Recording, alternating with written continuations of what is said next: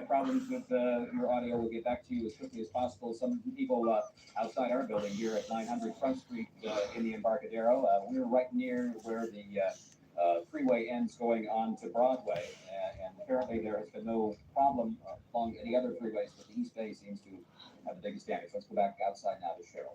Okay, Don, sorry about the technical difficulties. I'm standing here with Gail Harris right now and her mother, Joan Thackeray. They're from Los Angeles and from England visiting the Bay Area, and they were on their way to KGO to visit a friend of theirs, and they were on the Bay Bridge when the earthquake happened. Gail, let me start with you. What was it like for you? We were going to Oakland on the Bay Bridge, and first of all, when the earthquake hit, the whole bridge swayed from side to side, and we felt like we had a flat tire, but you could see the whole bridge moving.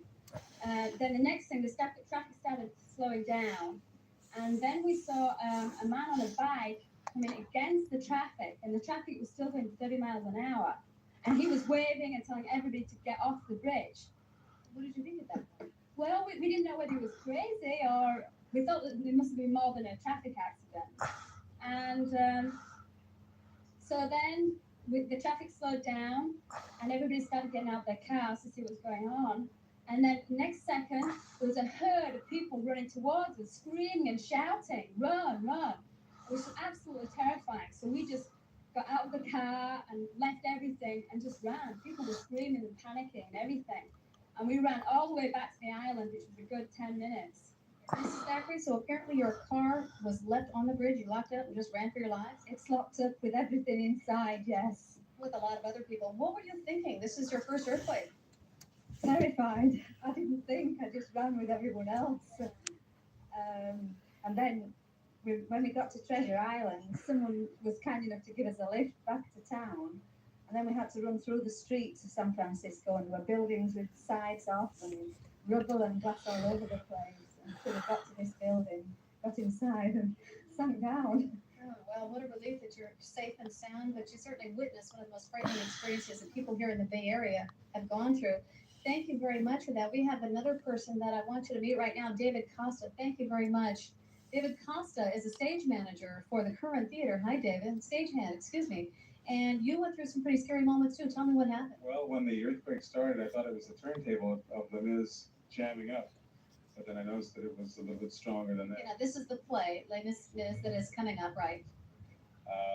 The water tower on the roof ruptured, and we took in a lot of water damage, but we should be able to get the show up on time.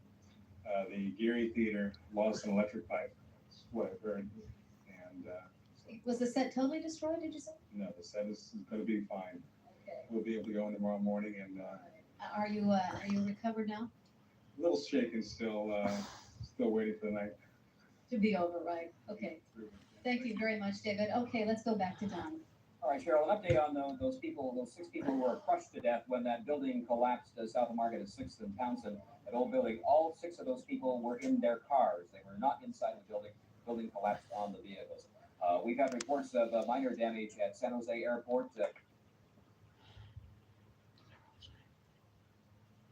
It's San Joseph, you dummy.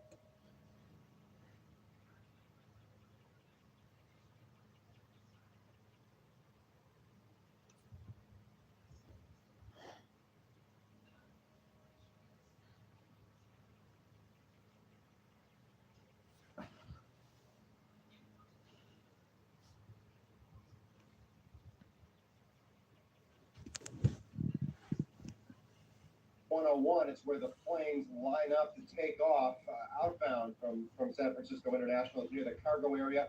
It's the tail end of the main end runways.